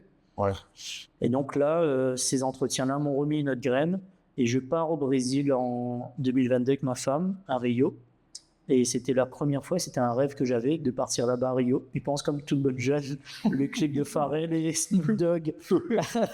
Moi, comme t'es marma, il a marqué moi la vie. Il m'a dit, un jour, il me aller là-bas. Et on va là-bas en juin 2022. Non, oui, juin 2022 ou je sais plus, après le mois. Et du coup, pendant ce voyage-là, j'ai pris plein de décisions. On a décidé plein de choses. Et c'est là où je me suis dit, ouais, vas-y, je passe le cap. Je vais être 100% chef d'entreprise. Je prends la décision de quitter ce poste-là. Et puis, j'ai la chance d'avoir une femme qui, tu vois, je reviens sur ce côté socle. Une femme qui a toujours, comment dire, accepté, fait confiance et suivi dans mes choix. Tu vois, elle m'a jamais, ouais, mais là, tu vois, il y a des gens qui auraient pu être, tu quittes un poste. C'est la question que j'allais te poser. Est-ce qu'il y a des gens qui ont dit qui t'ont dit, ouais, t'es fou, tu quittes un poste comme ça, ça c'est. Tout le monde, il n'y a personne qui a. Tout le monde, tu vois. Tout le monde t'a dit de Oui, dans le boulot. C'est difficile de comprendre. Bah ouais, mais comme ça, pourquoi est-ce que tu vas te mettre en. Pourquoi tu vas sortir de ta zone de confort? Tu vas prendre du risque. Mais tu vas prendre du risque. En plus, tu as des enfants. Ouais. On va en faire un troisième. Non, c'est pas simple à prendre comme décision, hein, mais en même temps, il n'y a que toi qui sais ce que tu veux. Et bah voilà, j'ai eu la chance d'avoir Tracy, ma femme, qui m'a encouragé aussi. Et puis j'ai eu cette période de transition et du coup, moi, je suis quelqu'un de droit dans ce que je fais. Pendant 6 mois, 4 à 6 mois, j'ai accompagné mon successeur chez cette entreprise-là, Free. Et puis, en 2023, devenu associé avec mes amis. Ça fait maintenant 3 ans. On a vécu des moments difficiles parce que les premières années, eh bien, c'est de la structuration, on teste des choses, on lance des projets qui foirent, on perd de l'argent, etc. Mais on sait qu'est-ce qu'on veut à terme, on se fait accompagner. Et puis là, on est en août 2026. On n'a jamais eu autant de croissance que sur la dernière année. Et c'est en train de tous les mois grandir. On a des super personnes qu'on arrive à attirer. On a pris de l'expérience aussi. Tu vois, il y a des gens qui m'ont connu peut-être en 2024. Je suis plus du tout au même âge, et mes amis aussi. Donc voilà un peu comment j'ai sauté le pas. Est-ce que tu as des conseils à donner sur le fait de t'associer? Parce que tu dis qu'à un moment tu t'es associé, et en plus c'était des gens que tu connaissais quand même de longue date, des gens proches. Mais est-ce qu'avec le recul, tu aurais des conseils à donner? Ce que je peux dire, c'est que s'associer, c'est pas pour tout le monde. C'est pas tout le monde qui peut s'associer. Je vais te dire un truc, c'est que en fait, il faut vraiment avoir cette vision que c'est un mariage avec des êtres humains, mais il faut être détaché aussi, tu vois. Il y a des gens, ils vont avoir la crainte plus forte que le désir de réussir ensemble. Et la crainte de, ouais, mais si demain on n'est pas d'accord, ouais, mais si demain il y en a un qui part en vrille, ouais, mais si demain il y a des problèmes d'argent, si demain ça, tu t'associes jamais, du coup. Si tu as plus peur, vaut mieux rester seul, tu vois. Et je peux comprendre. Maintenant, le conseil que je peux donner, c'est quand tu t'associes, regarde la vie des gens, tu vois. La vie des gens, c'est quoi leur passé, comment ils ont bâti leur vie, souvent personnelle. Moi, tu vois, moi et mes associés, on a beaucoup de points communs là-dessus. Ouais. Et ma copine du lycée est devenue donc la femme avec qui j'ai marié, la mère de mes enfants et tout. Mon couple d'amis qui sont mes associés, ils sont ensemble depuis l'âge de 16 ans. C'est des gens, en fait, qui vivent à long terme, qui bâtissent des choses. Ça, c'est des points qu'on a. Et moi, je dis aux gens, conseil, associez-vous avec des gens où il y a plus de valeurs communes que de valeurs différentes. Ça ne veut pas dire qu'il faut que ce soit des gens identiques. On est différents. Hein. Il y a des choses, moi et mon associé, on est différents. Il y a certaines choses, on est en désaccord. Ouais. Et ce qui est bon. Mais on a plus dans la balance en accord que de désaccord. Ouais. Et surtout, créer de la complémentarité. Pour moi, l'association, ça m'a aidé à apprendre beaucoup de choses et vice-versa. Donc, le conseil que je donne, c'est qu'il ne faut pas s'associer peut-être des fois très vite. Il faut déjà collaborer ensemble, travailler ensemble sur des choses, vivre des choses difficiles ensemble. Tu vois, par exemple, nous, avant d'être associés, on a vécu des choses. On a collaboré ensemble, on a mis des projets en place, on a vécu des difficultés. Parce que c'est quand ça va mal, tu vois, que là, tu vois si vraiment un associé est sérieux, il est engagé ou pas. Ouais. Et il ne faut pas s'associer avec des gens qui, tout de suite, n'ont pas cette capacité à vivre sans argent. Oui, forcément, que ce soit des gens qui soient autonomes déjà de base. Autonomes ou qui sont conscients, on a un plan. Et il faut qu'on arrive à respecter ce plan pour pouvoir gagner bien. Mais si l'associé commence à te dire, bon, ben moi, je veux telle rémunération dès le mois 1, les mecs, on est en train de créer, et ça se trouve, on n'a pas encore du CA. Donc, il faut avoir quand même des gens qui sont conscients de ça. Après, il faut gagner de l'argent aussi sur le business. Après, il faut gagner de l'argent, hein. Il faut générer du chiffre, hein, au contraire. Voilà le conseil que je peux donner. Hein. Après, encore une fois, hein, si vous n'êtes pas prêt à vivre des difficultés ensemble, ou à vous remettre en question, ou à faire des compromis, comme dans un couple, ben, ne vous associez pas. Mais ne pas s'associer, c'est des fois perdre aussi des choses. C'est sûr. Voilà. Entrepreneur pays, pourquoi est-ce que tu l'as créé? Dans le modèle où on est, c'est vraiment parce que je veux, et là je parle en mon nom, qu'à La Réunion, on est une sorte de... En fait, qu'on ait un écosystème local qui a été émergé par une initiative locale et qui représente la réussite locale. Parce que, tu vois, tout à l'heure, tu me demandais c'était quoi un peu mes exemples. Mais moi, trop longtemps, je trouve que j'ai pas eu assez d'exemples réunionnais mis en avant. Et je me dis qu'il y a une génération d'entrepreneurs, hein, mais même ceux qui ont 40, 50, 60 ans, ben, il y a des gens qui ont fait des choses, on les a jamais mis en avant. Il y a des dirigeants qui ont faim et qui travaillent dur, on leur a jamais appris comment faire bien les choses. Et il faut qu'il y ait un écosystème qui soit une sorte de machine à leader. Tu vois, d'écosystème à leader réunionnais qui fait émerger donc des leaders réunionnais qui en ricochet va permettre à l'économie réunionnaise de se développer. C'est un peu comme un incubateur. Il n'y a pas d'incubateur à Réunion, je crois. Il y en a. Mais différents. C'est pas pareil. Je vais pas dire qu'on a un incubateur, je sais même pas comment appeler ça, mais on est vraiment une sorte d'écosystème, quoi. Hein, où c'est vrai, quand tu rentres là-dedans, bah, tu as accès à de la connaissance, de l'accompagnement et tout. On peut dire incubateur si tu veux. Mais c'est vraiment une sorte de cabinet, d'écosystème en stratégie d'entreprise. On utilise des méthodologies qui sont différentes de cabinets de conseil qu'on connaît, tu vois.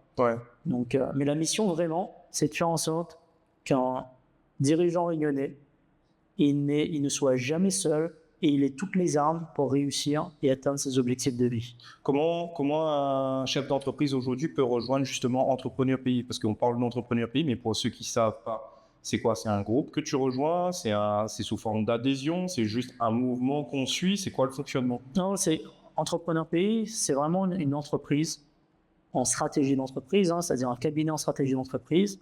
Et en fait, pour intégrer les accompagnements, on a un processus de diagnostic. C'est-à-dire les gens, ils peuvent donc nous contacter ou même s'inscrire en ligne et ils ont donc un conseiller qui va les contacter et faire 2 rendez-vous avec eux. Un premier rendez-vous qui est un premier diagnostic qui permet donc d'analyser toute sa situation, quelle est son entreprise, comment il a mis ça en place, les problématiques qu'il vit, les difficultés qu'il a, etc.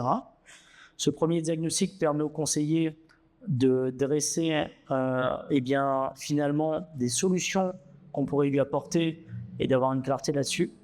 Et il fait un deuxième rendez-vous, 48 heures après, où là, on lui met en lumière ce qu'on a vu comme difficulté, ce qu'on a vu comme élément qui peut changer, qui apporte donc des solutions et une évolution. Et c'est là qu'on lui partage la possibilité qu'on l'intègre dans un accompagnement.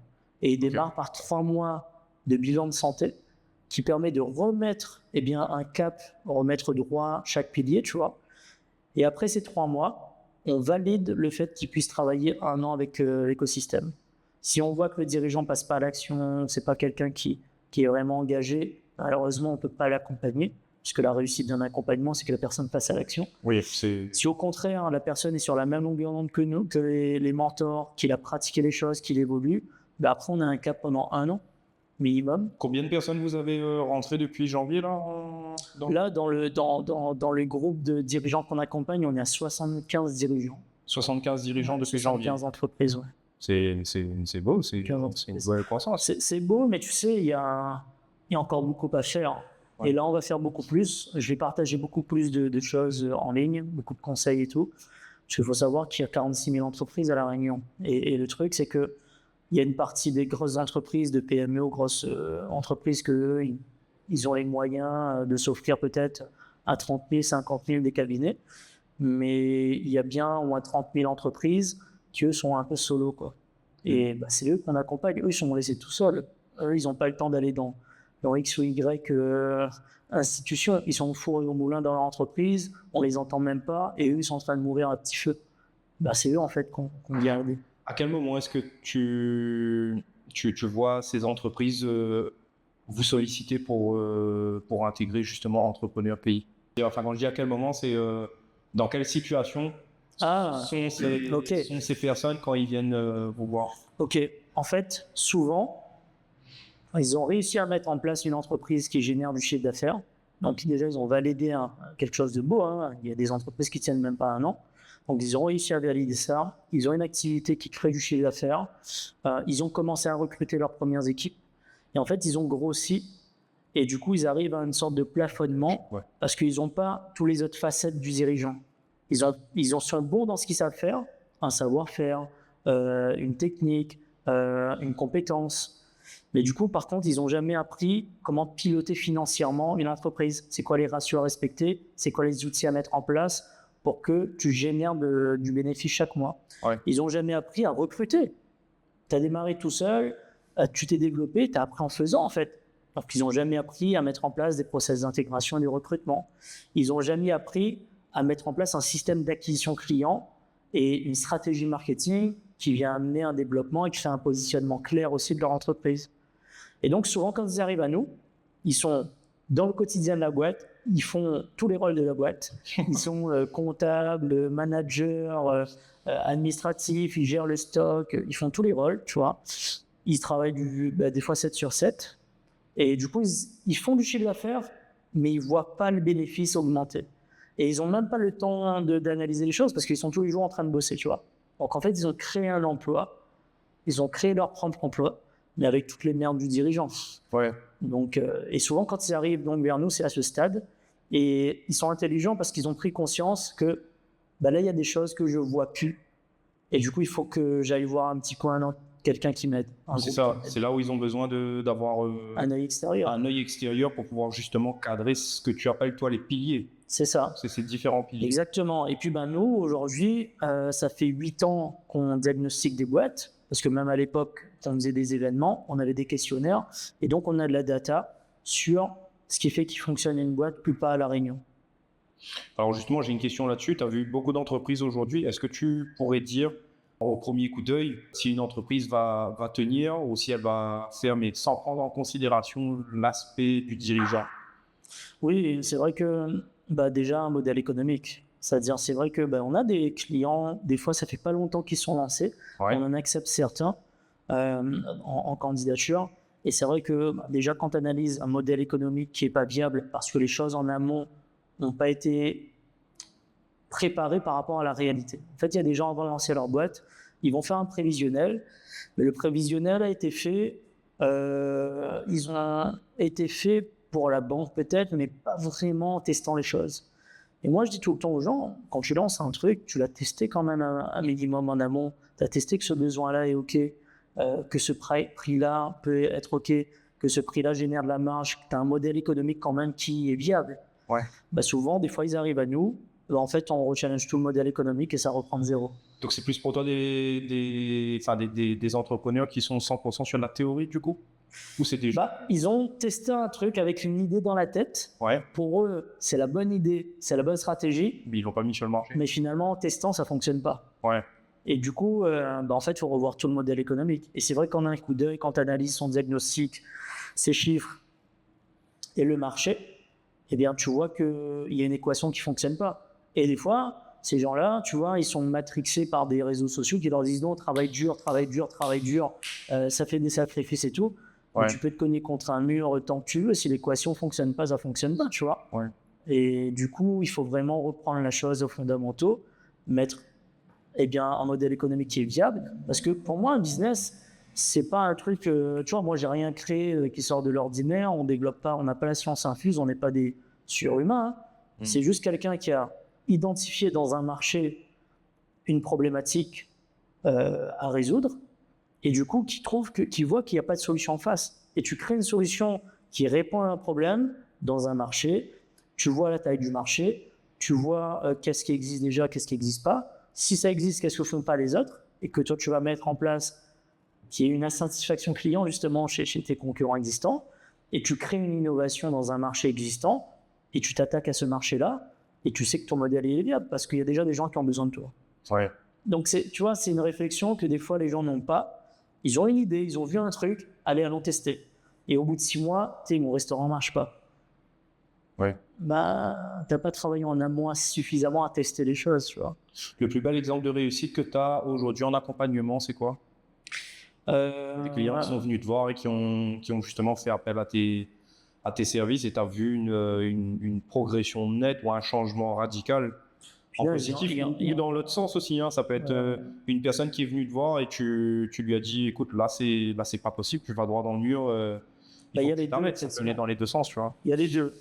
En réussite, en évolution, franchement, il y a beaucoup d'impact chez les gens. Mais là, il y en a une récente qui m'a bien frappé, parce que ça fait pas longtemps qu'on bosse ensemble.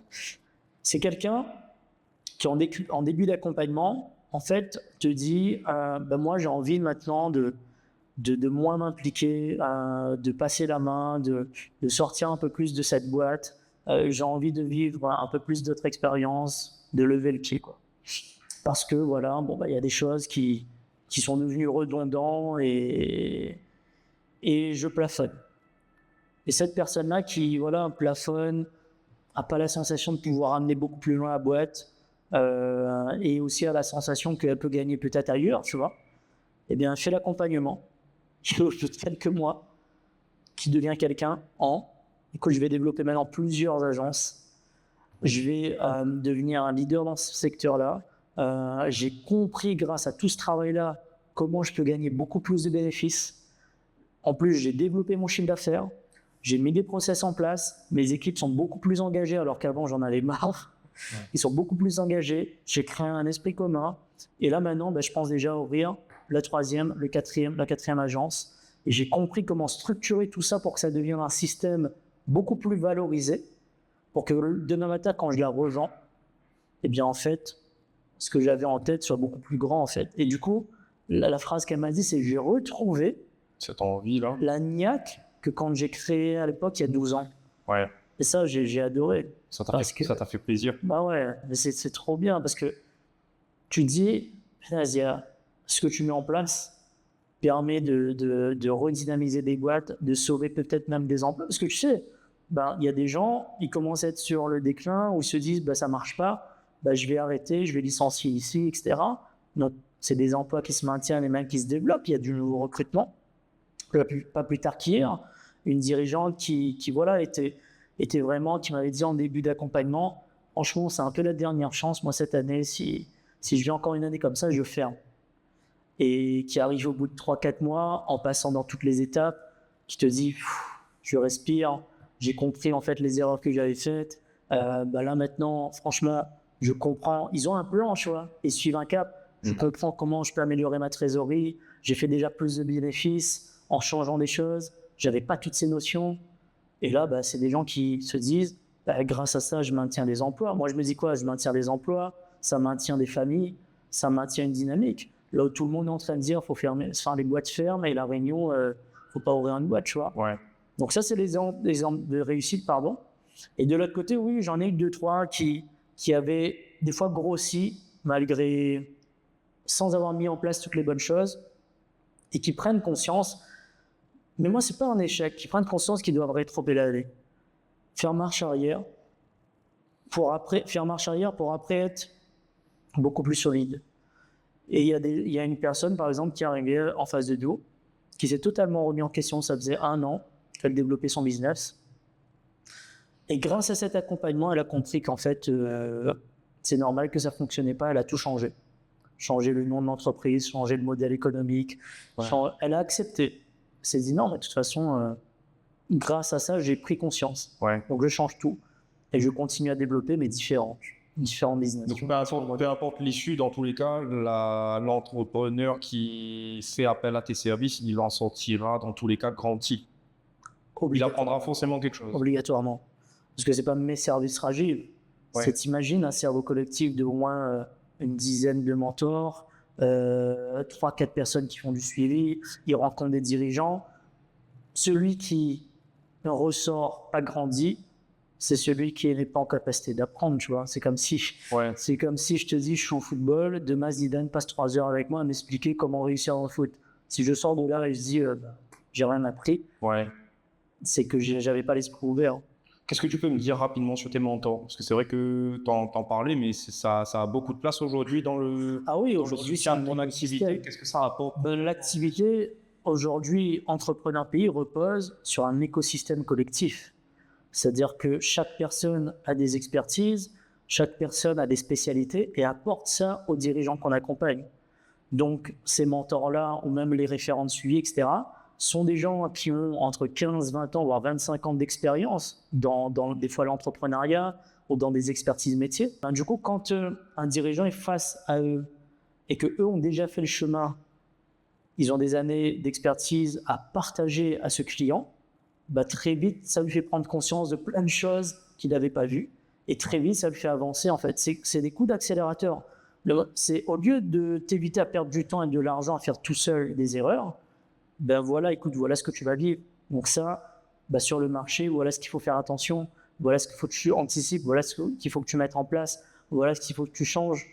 Et du coup, ça permet aux clients d'améliorer très vite les choses. Donc les clients ont accès à un réseau, un vrai réseau. Oui, c'est un réseau. Tu vois, dans les 3 mois, il a 6 mentors qu'il rencontre en individuel. Donc, 6 mentors, 2 référents de suivi. Du coup, il a un cerveau collectif autour de lui pendant 3 mois, alors que ça fait peut-être 5 ans, il est tout seul. Et en plus, il vient ici, il fait des ateliers mensuels, donc il rencontre d'autres dirigeants qui sont dans l'écosystème, qui sont comme lui en fait. Il rencontre aussi des intervenants qui sont des fois des dirigeants ou même des experts fiscalistes, comptables, etc. C'est un peu comme un mastermind au final quand tu réfléchis. En parallèle, il y a aussi ce côté rencontre et réseau. Mais moi, j'ai toujours grandi comme ça. Grandi grâce à l'apprentissage. Ok. Alors, quand on échangeait au téléphone, tu me disais tu voulais partager des choses qu'on n'ose pas dire. C'est quoi exactement? Sur plein de sujets. Il y a des trucs qu'on n'ose pas dire dans le business. C'est que, tu vois, il y a une réalité. C'est qu'aujourd'hui, on est tous matrixés par les réseaux sociaux. Donc, en fait, les dirigeants à La Réunion, ils vont avoir une vision du chef d'entreprise qui réussit, qui est biaisée par rapport à l'entrepreneuriat en local. Et moi, je dis aux gens, en fait, il faut arrêter de regarder tout ce qui se fait ailleurs. Il faut commencer à regarder ce qui se fait à l'intérieur. C'est-à-dire à se reconcentrer sur soi, à se reconcentrer sur son marché, sur ses compétences, sur ses faiblesses.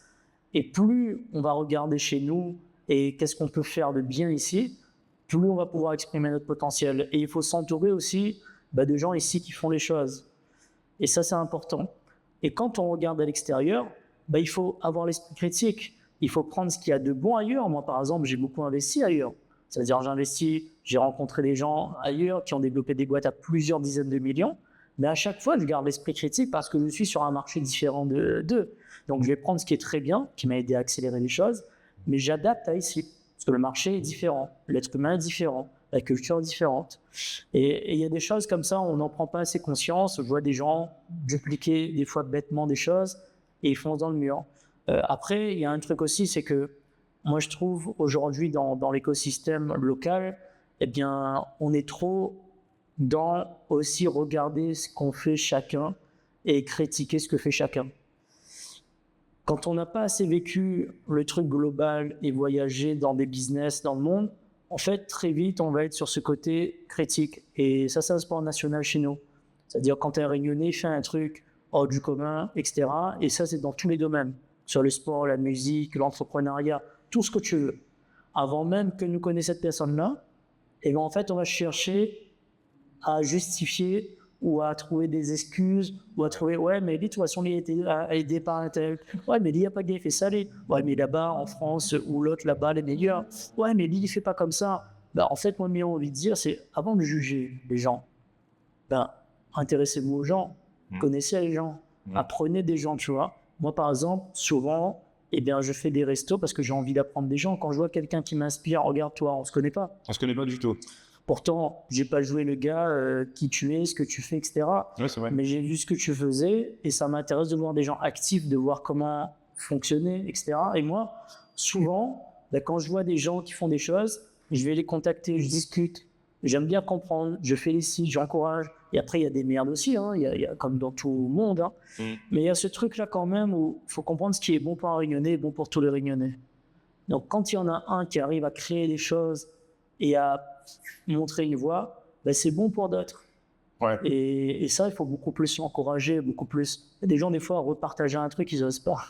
C'est difficile pour Mais ça, c'est certains de juste, faire ça, c'est juste un état d'esprit, en fait. Parce que le regard des autres est trop important pour Et il y a des gens, ce qu'ils il pensent. faut être OK, tu vois, le fait que personne n'est parfait. Enfin, fait des erreurs. Il y a des gens, ils font des belles choses. Bon, OK, à côté, ils ont fait des erreurs. Ça ne veut pas dire que eh ben, cette personne-là, on l'a vu, il n'est pas bon là-dessus. Tu vois, c'est comme si on attendait. Il a fait plein de trucs bien. On attend le truc. Non, mais t'es que ça se tient compte. Non, mais c'est vrai, c'est exact. Alors que, OK, bah, peut-être il a fait une erreur sur tel truc, mais de l'autre côté, ben, il a mis la réunion, la réunion en lien sur tel truc, ou il a mis en place des choses. Et moi, il y a un truc que je reconnais, tu vois, c'est la force du travail. On ne peut pas enlever ça aux gens. Les gens qui bossent, les gens qui charbonnent, les gens qui se réinventent. Maintenant, des escrocs, etc., ben, il y en a. Mais les gens que tu vois qui sont là dans le terrain, qui n'arrêtent jamais, c'est des bosseurs. Ouais. Et ça, dans tout domaine, sport et tout, il faut le mettre en avant. Ouais. Si aujourd'hui, il y a un dirigeant qui nous écoute et qui est dans une situation, comme on peut dire, difficile ou qui est perdu, qu'est-ce que tu le conseilles aujourd'hui par rapport à ce qu'il doit faire, c'est-à-dire par rapport à Entrepreneur pays, c'est quoi le premier step pour une personne qui est perdue, qui a besoin d'aide aujourd'hui? S'il se sent perdu et qu'il est bloqué, Entrepreneur pays ou pas, hein, déjà, il faut qu'il prenne un coup de recul là. C'est-à-dire qu'il prenne une journée, qu'il arrive à se caser à un moment donné, tout seul, à prendre de la hauteur sur ce qu'il fait. Ouais. C'est-à-dire, où est-ce que j'étais? Pourquoi j'ai démarré ce business-là? Pourquoi j'ai démarré ça à l'époque? Parce que des fois, on perd de vue même la raison qui nous a motivés il y a 5 ans, 10 ans, 15 ans. Renouer avec ça, faire l'état des lieux de introspection, de qu'est-ce qui fait que j'en suis arrivé à être prisonnier de mon truc et je suis bloqué, je suis perdu. Et qu'est-ce que je veux vraiment au final? Qu'est-ce qui est important pour moi? C'est de faire déjà ce premier travail-là, et ça, tu peux le faire tout seul, tu vois, de prendre un moment comme ça. Et après, bien entendu, bien sûr, faire le pas de il faut que j'aille un petit coup voir des experts, des professionnels qui analysent ma situation. Parce que moi, tout seul, analyser ma situation, je vais détecter des choses, il y a des choses que je ne vois pas. Et même le chef d'entreprise qui fait 10 millions annuels, il paye des sacrés cabinets pour venir regarder un petit coup ce qu'il a mis en place est bon ou pas. Ouais. Et moi, j'ai eu l'habitude de ça, en travaillant dans des grands groupes, etc. Eh bien, il n'hésite pas sur l'investissement de gros cabinets de conseil. Sinon, ça n'aurait pas existé des gros cabinets en Europe, KPMG, tout ce que tu veux, McKinsey et tout. Parce qu'il y a même des groupes qui font des centaines de millions. Eh bien, venez voir un petit coup ce qu'on fait. Est-ce qu'on est bon là? Parce qu'on est tête dans le guide. Donc, c'est d'avoir cette conscience que, eh bien, il y a des gens, ils ont des méthodes, ils sont en train de réussir dans le même marché que toi. Et moi, il y a un ami qui m'a dit une chose très vraie, c'est que le même vent est sur notre taux ici. On est sur le même marché. Ouais. On ne peut pas aller jouer au tennis et tu me dis « Ah, le vent est difficile là. » Le vent est difficile pour moi aussi. Comment je me suis adapté. Et moi, j'ai appris très vite avec un auteur qui s'appelle Jim Rohn. Oui. Le même vent souffle pour tout le monde, tu vois, sur le bateau. Mais c'est comment tu mets ta voile qui va faire la différence de trajectoire. Ouais. Et ça, c'est se dire, OK, comment ça se fait que, attends, il y a des boîtes qui font des records à La Réunion, moi je suis perdu et j'arrive même plus à avancer. Allons voir un petit coup qu'est-ce qu'ils font. Et là, c'est commencer par un diagnostic. C'est gratuit en plus. Tu fais un diagnostic avec les équipes et c'est des gens. On a une personne qui s'appelle David qui était dirigeant d'entreprise, qui aujourd'hui fait les diagnostics donc chez nous, qui est gratuit pour faire un premier état des lieux.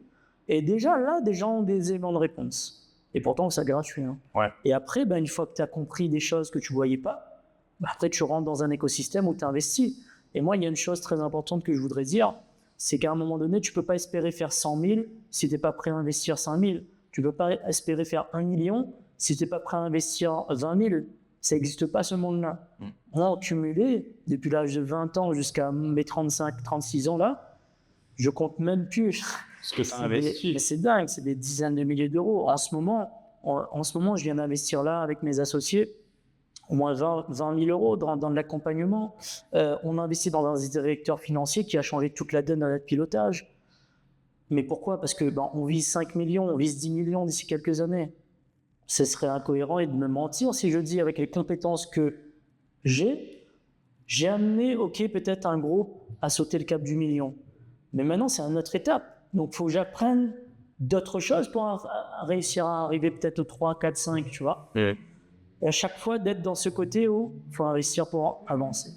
Et ça, c'est trop négligé ici. Tu vois encore des gens qui ont des boîtes où ils me disent est-ce que c'est important d'investir? Est-ce que c'est important d'apprendre? Pardon. Il y a des gens, ils investissent même pas dans des cabinets comptables experts, vraiment. Oui. Ils vont chercher le truc pas cher. Le pas cher coûte cher. Mais demain matin, tu n'as jamais appris c'est quoi lire ton bilan. Pourtant, tu as des gens qui ont une boîte qui font 1 million. Parce qu'ils n'ont pas compris que c'était le plus important. Non, tu vois, investir. Donc aujourd'hui, si on veut te contacter, c'est quoi la meilleure méthode? C'est quoi? C'est directement au travers des Je réseaux pense sociaux, qu'ils peuvent contacter Entrepreneur Pays directement. Ils vont sur les réseaux Entrepreneur Pays. Il y a un lien qui leur permet de prendre rendez-vous. En tout cas, il y a un lien où ils peuvent mettre leur contact. Et on a une femme qui s'appelle Elodie qui les contacte directement pour comprendre un petit peu leur situation et fixer le rendez-vous avec le conseiller pour le diagnostic. Donc c'est assez simple. Ok, super. Dernière question pour finir. Si tu devais mourir demain, quel message tu aurais à laisser pour tous ceux qui nous écoutent? Un conseil pro et un conseil perso. C'est dur cette question. Conseil pro.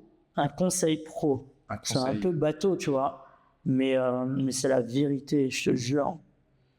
C'est à un moment donné, travailler assez, tester assez de choses pour trouver quelque chose que vous incarnez, que vous aimez tellement. Ou c'est pas un travail. Ça, c'est le meilleur conseil pro que je peux donner.